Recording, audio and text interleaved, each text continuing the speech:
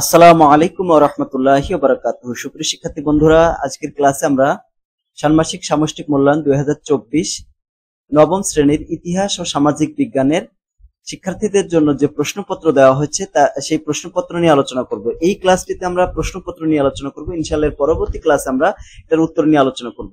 প্রথমে রয়েছে মূল্যায়নের প্রজেক্টের নাম, একটা নাম দেওয়া হচ্ছে পরিবার ও সমাজে আমার ভূমিকা।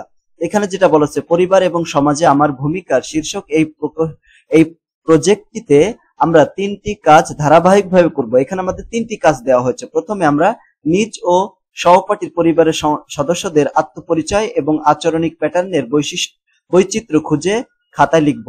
এরপরে পরিবারের আমাদের অবস্থান এবং ভূমিকা সম্পর্কে লিখব। এরপর আমরা পরিবারের অবস্থান এবং ভূমিকা সম্পর্কে লিখব। দ্বিতীয় কাজটি আমরা জোড়াই করব, মানে দ্বিতীয় কাজটা কিন্তু জোড়াই কাজ। সেখানে বৈজ্ঞানিক অনুসন্ধান পদ্ধতিতে সহপাঠীতে সাক্ষাৎকার এবং প্রতিবেদন থেকে নববর্ষ উদযাপন বিষয়ক তথ্য সংগ্রহ করে একটা প্রতিবেদন লিখব। সবশেষে নিজ এলাকার মানুষের জন্য নিঃস্বার্থভাবে একটা কাজ করার কর্ম পরিকল্পনা করব। এটা হচ্ছে আমাদের দিক নির্দেশনা।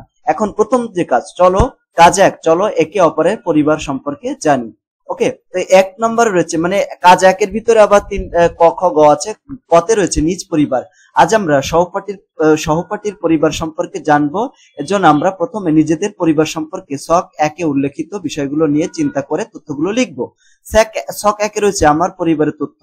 আমার পরিবারের সদস্যদের ভৌগোলিক, সামাজিক, সাংস্কৃতিক এবং রাজনৈতিক প্রেক্ষাপট, আত্মপরিচয়, এই সমস্ত বিষয় নিয়ে কিন্তু আমরা উত্তর লিখবো। এরপরে পরবর্তী ক্লাসে আমরা উত্তর তোমরা পেয়ে যাবা।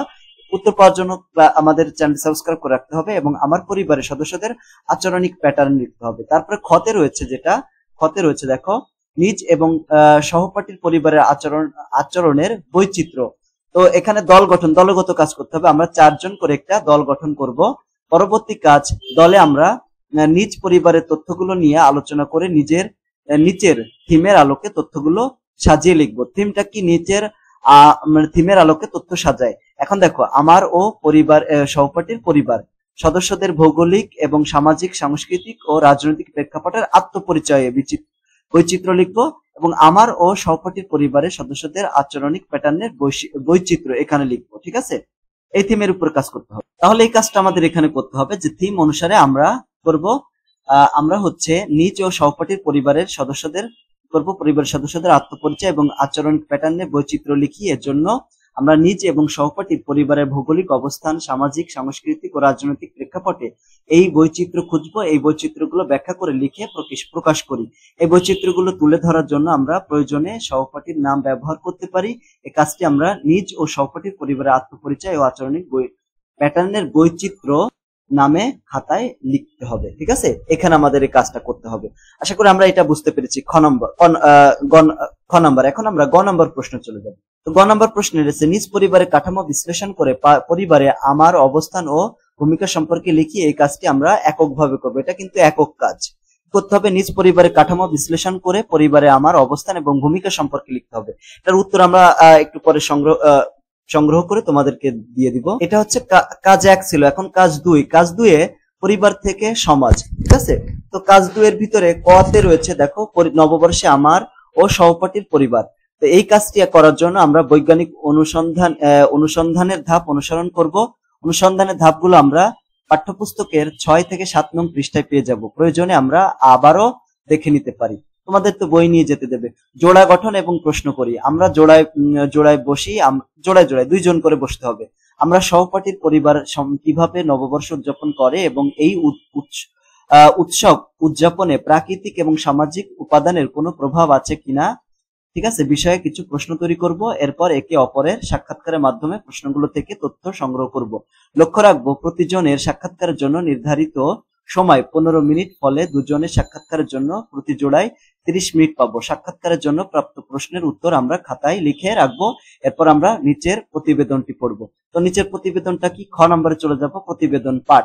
পহেলা বৈশাখ উদযাপনের ঐতিহাসিক প্রেক্ষাপট রয়েছে। আমরা কি জানি তাকে আমরা জানি। চলো আমরা এই ঐতিহাসিক প্রেক্ষাপট সম্পর্কে জেনে নিই। 15 মিনিটের মধ্যে আমরা এই প্রতিবেদনের পাঠ করব। পহেলা বৈশাখ উদযাপনের ইতিহাস। যেভাবে আমরা শুরু করব, ঠিক আছে, যেভাবে শুরু হয় আর কি। বেশিরভাগ ইতিহাসবিদ মোটামুটি ভাবে একমত যে 1556 সালে মুঘল সম্রাট জালালউদ্দিন মোহাম্মদ আকবরের শাসনামল থেকে বাংলা নববর্ষ উদযাপন শুরু হয়েছিল। বাংলাদেশের জাতীয় জ্ঞানকোষ বাংলাপিডিয়ার তথ্য রয়েছে বলছে যে সম্রাট আকবর তার রাজস্বে খাজনা তোলার প্রক্রিয়া সহজ করতে 1584 সালের 10 বা 11 মার্চ বাংলা সন প্রবর্তন করেন। নতুন সনটির নাম দেওয়া হয়েছিল ফসলি, পরে যা বঙ্গাব্দ নামে পরিচিতি পায়। এই পুরো কাজটি করা হয়েছিল ফসল উৎপাদনের ঋতুচক্রের সাথে সামঞ্জস্য রেখে, যাতে ফসল উঠার সময়টাতেই খাজনা আদায় করা যায়।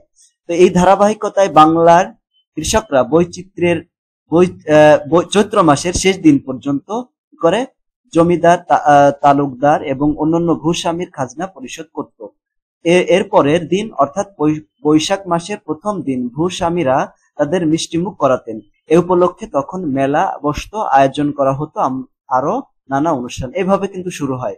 জনপ্রিয়তা ইংরেজ আমলে কিভাবে হলো? ঢাকা বিশ্ববিদ্যালয়ের বাংলা বিভাগের অধ্যক্ষ ডক্টর সৌমিত্রী শেখর বলেন, ইংরেজ শাসনামলে তারা ইংরেজি নববর্ষ খুব ঘটা করে উদযাপন করত।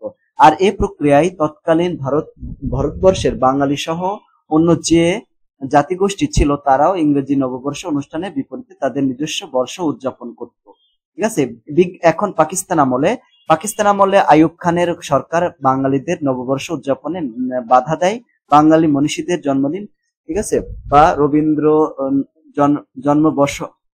শতবর্ষ উদযাপন নিষিদ্ধ করা, কাজী নজরুল ইসলামের বিভিন্ন লেখাকে কাটছাঁট করা বা তার লেখাকে সাম্প্রদায়িকরণ করা হয়। এর প্রতিবাদে বাঙালিরা তাদের সাংস্কৃতিক ঐতিহ্য, বিশেষ করে বাংলা নববর্ষকে সামনে রেখে প্রতি বছর একত্রিত হওয়া শুরু করলো।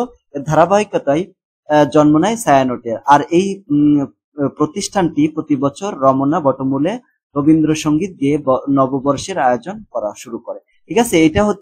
এটা তোমাদের কোনো কাজ করা লাগবে না, এটা জাস্ট পড়বা। সাক্ষাৎকার এবং প্রতিবেদন থেকে প্রাপ্ত তথ্যগুলো খাতায় লিখতে হবে। এখন আমরা ইতিমধ্যে নিজ এবং সহপাঠী পরিবারে উদযাপিত পহেলা বৈশাখ সম্পর্কে প্রশ্নোত্তরের মাধ্যমে তথ্য সংগ্রহ করেছি। উপরের প্রতিবেদন থেকে, এই যে আমরা প্রতিবেদনটা পড়লাম, পহেলা বৈশাখের ইতিহাস সম্পর্কে জেনেছি। এই দুটো উৎস থেকে আমরা যে তথ্য সংগ্রহ করেছি তা নিচে উল্লেখিত দুটি বিষয়ে বিশ্লেষণ করব, জোড়ায় আমাদের মতামত উপস্থাপন করব। এরপর এককভাবে পহেলা বৈশাখ উদযাপনে প্রকৃতি ও সমাজের প্রভাব শীর্ষক একটি প্রতিবেদন লিখব। প্রতিবেদনের নিচে দুটি বিষয়কে উদাহরণ সহকারে যুক্তি দিয়ে খাতায় উপস্থাপন করব। তা হচ্ছে 1 নম্বর, পহেলা বৈশাখ উদযাপন ইতিহাসে বাংলার ভূপ্রকৃতি এবং সামাজিক উপাদানের প্রভাব, এবং 2 নম্বর হচ্ছে পহেলা বৈশাখ উদযাপন বাঙালির সংস্কৃতিতে পরিণত হওয়ার পেছনে প্রকৃতি এবং সমাজের প্রভাব। সবশেষে আমরা জোড়ায় কি করব, সহপাঠীর কাজের মূল্যায়নের জন্য সতীর্থ মূল্যায়নের রুবিক্সটি খাতায় লিখে পূরণ করব। 20 মিনিটের মধ্যে আমরা এই কাজটি করতে হবে। দেখো এখানে একটা ছক দেওয়া হবে, সতীর্থ মূল্যায়নের ছক।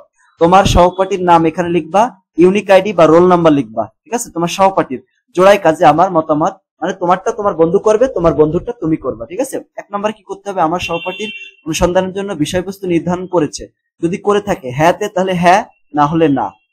আমার সহপাঠী অনুসন্ধানের জন্য সুনির্দিষ্ট প্রশ্ন তৈরি করেছে। যদি করে থাকে তাহলে হ্যাঁ, না করলে না। ঠিক আছে। এখানে আমার সহপাঠী তথ্যের উৎস নির্বাচন করেছে, করলে হ্যাঁ, না করলে না। আমার সহপাঠী তথ্য সংগ্রহের জন্য প্রশ্নমালা তৈরি করেছে, হ্যাঁ করলে হ্যাঁ, না করলে না। আমার সহপাঠী সাক্ষাৎকার গ্রহণের জন্য সহপাঠী আমার কাছ থেকে অনুমতি নিয়েছে, নিলে হ্যাঁ, না নিলে না। আমার সহপাঠী নির্ধারিত সময়ের মধ্যে সাক্ষাৎকার নিয়েছে, যদি নিয়ে থাকে তাহলে হ্যাঁ, না নিলে না। আমার সহপাঠী প্রশ্নমালার মাধ্যমে তথ্য সংগ্রহ করেছে, হ্যাঁ, না, এরকম। আমার সহপাঠী সাক্ষাৎকার প্রতিবেদনের থেকে প্রাপ্ত তথ্যকে বিশ্লেষণ করে প্রশ্নপত্রে প্রদত্ত দুটি বিষয়ে তার মতামত দিয়েছে, যদি দিয়ে থাকে হ্যাঁ, না দিয়ে থাকলে না। এরপর আমাদের কাজ 3 নম্বর কাজে চলে যাবে, চেতনায় দেশ ও মানুষ। আমরা এর মধ্যে বুঝতে পেরেছি বাঙালি সংস্কৃতি পহেলা বৈশাখ উৎসব উদযাপনে রয়েছে ঐতিহাসিক প্রেক্ষাপট। পাকিস্তান আমলে আমরা দেখেছি এই উৎসব উদযাপনের বিরুদ্ধে ষড়যন্ত্র করেছে তৎকালীন সরকার, কিন্তু বাঙালিরা তাদের ঐতিহ্য, অস্তিত্ব এবং শেকড় ধরে রেখেছে। তারা নিজেদের উপর ধেয়ে আসা সব ষড়যন্ত্রকে রুখে দিয়েছে। ঠিক আছে। এই জন্যই আমরা সাহসী, দেশপ্রেমিক এবং আবেগী জাতি। ভালোবাসি মা ও দেশকে। দেশ যেন আমাদের মাকে যেমন আমরা শ্রদ্ধা করি, বুকে জড়িয়ে ধরি, স্বর্গের তৃপ্তি অনুভব করি বা বোধ করি, ঠিক তেমনি দেশের মাটিও যেন আমাদের জন্য স্বর্গতুল্য। এ মাটির গন্ধ, বাতাস নির্মল বা আকাশে যেন আমাদের কাছে মায়ের মতো প্রিয়। মুক্তিযুদ্ধে আমাদের দেশের অনেক সন্তান যুদ্ধ করেছেন, দেশের জন্য আত্মত্যাগ করেছেন। আমরাও দেশের সন্তান। এখন মুক্তিযুদ্ধ নেই, কিন্তু দেশ এবং মানুষের জন্য আমরা কি কি করতে পারি? বাঙালিরা একত্রিত হয়ে মুক্তিযুদ্ধ করেছে দেশের স্বার্থে, ঠিক তেমনি আমাদেরও এক হয়ে কাজ করতে হবে। আমরা সবাই মিলে একসঙ্গে ভালো কাজ করলেই দেশ এবং মানুষের অগ্রগতি হবে। ঠিক আছে, তাই আমরা আবার দলে বসে বসে যাব, দলে বসে যাব।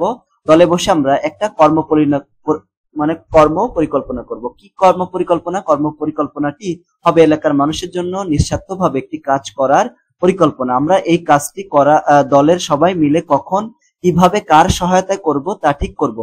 এইখান থেকে দেখো, কাজটা কিন্তু এখান থেকে এতটুকু। এই কাজটির মাধ্যমে কতজন মানুষ কিভাবে উপকৃত হবে তাও নির্ধারণ করতে হবে। প্রত্যেকে আমরা এই কর্ম পরিকল্পনাটা লিখবে, এটা কিন্তু সবাই লিখতে হবে। তো প্রিয় শিক্ষার্থী, এই হচ্ছে তোমাদের ইতিহাস ও সামাজিক বিজ্ঞানের প্রশ্নপত্র। ঠিক আছে, আমরা দেখলাম। তো পরবর্তী ক্লাসে আমরা উত্তর নিয়ে আলোচনা করব। তো ক্লাসটি তোমার কাছে ভালো লাগলে ক্লাসটি বন্ধুদের সাথে শেয়ার করে দিও এবং আমাদের চ্যানেলটি সাবস্ক্রাইব করে রেখো। সকলকে ধন্যবাদ। আসসালামু আলাইকুম ওয়া রাহমাতুল্লাহি ওয়া বারাকাতুহু।